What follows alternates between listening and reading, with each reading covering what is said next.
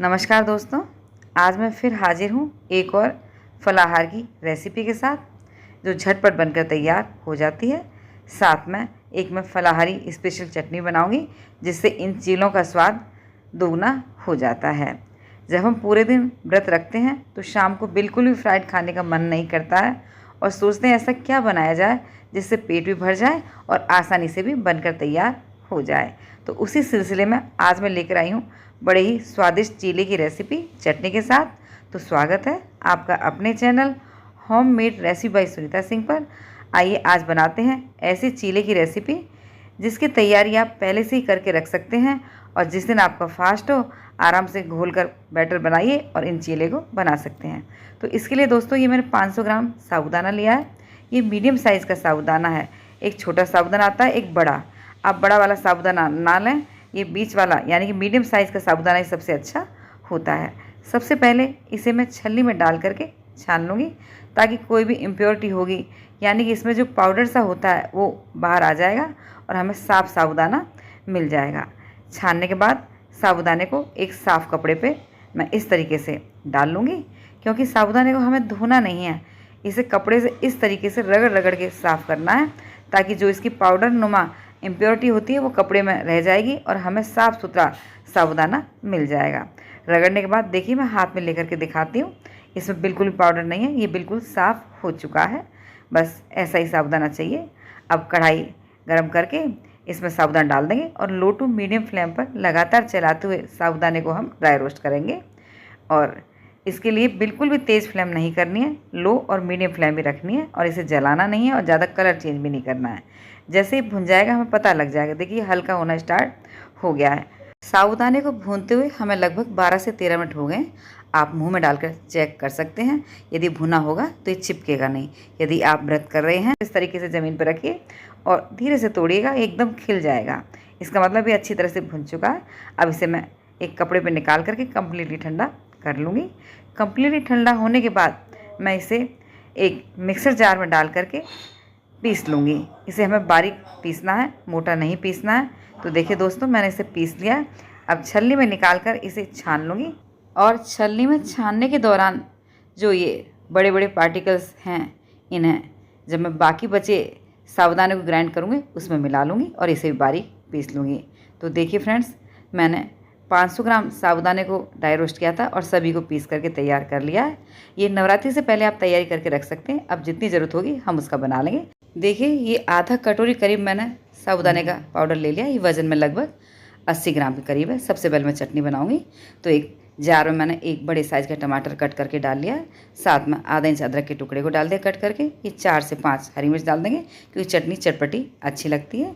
ये एक मुट्ठी करी पत्ते हैं, इनको साफ़ धो करके डाल दूँगी। यदि आप करी पत्ते व्रत में नहीं खाते हैं तो धनिया पुदीना इस्तेमाल कर सकते हैं। और ये चौथाई कटोरी ड्राई रोस्टेड मूंगफली है। मैं एक बार मूंगफली भून कर उनका छिलका उतार कर रख लेती हूँ, पूरे व्रत में काम आता है। स्वाद अनुसार आधा चम्मच सेंधा नमक जो व्रत में खाते हैं, आधा चम्मच जीरा और ये आधा नींबू का रस डाल देंगे। इससे चटनी बड़ी टेम्पटिंग बनकर तैयार होती है। 2 टेबलस्पून पानी डाल देंगे और लीड लगा करके एकदम बारीक चटनी पीस करके तैयार करेंगे। तो देखिए दोस्तों हमने चटनी पीस कर तैयार कर ली है। फलाहारी चीला बनाने के लिए ये मैंने एक आलू लिया है। ये मीडियम साइज़ का आलू है। इसे इस तरीके से छील लेंगे। छीलने के बाद इसे बिल्कुल छोटा छोटा कट करेंगे ताकि हमें पीसना है तो पीसने में दिक्कत ना हो। काटने के बाद इसे हम पानी में डालते जाएंगे, ये काला ना हो। देखिए हमने छोटे छोटे पीस कट करें हैं। अब इन कटे हुए आलू को हम जिस जार में चटनी पीसी थी उसी में डाल देंगे। पानी इसमें बिल्कुल भी नहीं होना चाहिए, थोड़ा सा पानी डालेंगे और इसे एकदम फाइन पेस्ट बनाकर तैयार करेंगे। तो देखिए मैंने एकदम बारीक पीस लिया, इसमें कोई भी चंक्स नहीं है आलू के। अब इसे एक बड़े बॉल में निकाल लेंगे। आइए मैं फिर चम्मच से दिखाती हूँ आपको। देखिए बिल्कुल फाइन हमने पीस के तैयार किया है। अब जो हमने साबूदाने का पाउडर लिया था आधा कटोरी उसे डाल देंगे और 2 टेबलस्पून इसमें हम दही डाल देंगे। स्वाद के अनुसार आधा चम्मच सेंधा नमक जो व्रत में खाते हैं, आधा चम्मच जीरा और आधा चम्मच फ्रेश कूटी हुई हम काली मिर्च डाल देंगे और इन्हें अच्छी तरह से मिला लेंगे। आप चाहें तो हरी मिर्च भी इसमें डाल सकते हैं। अब ज़रूरत के अनुसार थोड़ा थोड़ा पानी डालते हुए हम बिल्कुल परफेक्ट कंसिस्टेंसी वाला घोल बना करके तैयार करेंगे। तो चटनी के जार जिसमें पीसा था उसमें पानी डाल करके हमने इसमें डाल दिया। हमें एक साथ पानी नहीं डालना है, जितनी रिक्वायरमेंट होगी उसके हिसाब से थोड़ा थोड़ा पानी डालते हुए इसका घोल बना करके हम तैयार कर लेंगे। तो देख सकते हैं हमने घोल को तैयार कर लिया है। इससे ज़्यादा हमें पतला नहीं करना है। अब हम इसमें ये चौथाई कटोरी कूटू का आटा है उसे छान करके डाल रही हूँ। यदि आपके पास सिंगाड़े का आटा है तो उसे भी डाल सकते हैं। यदि आपके पास राजगिरी का आटा है तो उसे भी डाल सकते हैं। यदि आपके पास ये कुछ भी नहीं है तो समा के चावल को पीस कर उसे भी डाल सकते हैं और इसे अच्छी तरह से मिला लेंगे। तो देखिए मुझे गाढ़ा लग रहा है तो मैं थोड़ा थोड़ा पानी पहले की तरह डालते हुए बिल्कुल परफेक्ट कंसिस्टेंसी वाला घोल बना करके तैयार करूँगी। तो देखिए मैंने इसे अच्छी तरह से फेंट लिया है और हमारा परफेक्ट घोल बनकर तैयार है। इससे पतला हमें नहीं करना है और ना हमने इसे सेट करने के लिए रखना है, साथ के साथ बनाना है। तो गैस ऑन करके मैंने नॉन स्टिक तवा रख दिया है और इसमें कोई घी लगाने की ज़रूरत नहीं है। हल्का सा गर्म होने पर मैं जितना बड़ा चीला बनाना है थोड़ा सा बैटर डालूँगी। पहला चीला मैं छोटा ही बनाती हूँ और ऊपर से मैं थोड़ा सा इसमें देसी घी लगा दूँगी, क्योंकि व्रत के लिए बना रहे हैं तो मैं घी डाल रही हूँ और इसे मीडियम फ्लेम पर पकने दूँगी। थोड़ी देर बाद हम इसे फ्लिप कर देंगे। देखिए इजीली फ्लिप हो रहा है और कितना अच्छा सिक करके तैयार हुआ है। तो दूसरी तरफ इसे अच्छी तरह से सिकने दूंगी। गैस की फ्लेम हमने मीडियम रखी है। दूसरी तरफ से भी अच्छा सिक करके तैयार हो गया है। तो मैंने अलट पलट कर इसे बड़ी अच्छी तरह से बना करके तैयार किया है। और दोस्तों ये चीला बड़ा ही सॉफ्ट बनकर तैयार होता है। मैंने इसे प्लेट में निकाल लिया है। तवे को अच्छे से पोंछ लेंगे और गैस की फ्लेम एकदम धीमी होनी चाहिए, तवा ज़्यादा गर्म नहीं होना चाहिए।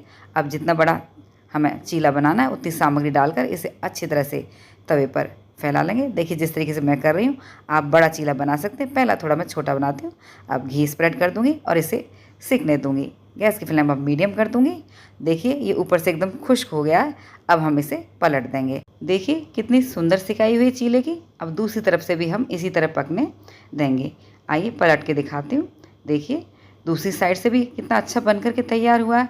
तो लीजिए हमारा दूसरा चीला भी हमने अलट पलट कर तैयार कर लिया है और कितना सुपर सॉफ्ट चीला बन करके तैयार हुआ है।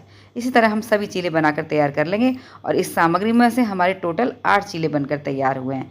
तो देखिए दोस्तों मैंने चटनी ली है, साथ में मैंने दही ली है। और व्रत जब करें तो आप दही का इस्तेमाल ज़रूर करें, इससे सही रहता है। आइए चीले को तोड़ के दिखाती हूँ। देखिए कितना सुपर सॉफ्ट चीला बन करके तैयार हुआ है और चटनी के साथ तो इसका जायका बड़ा ही अच्छा लगता है।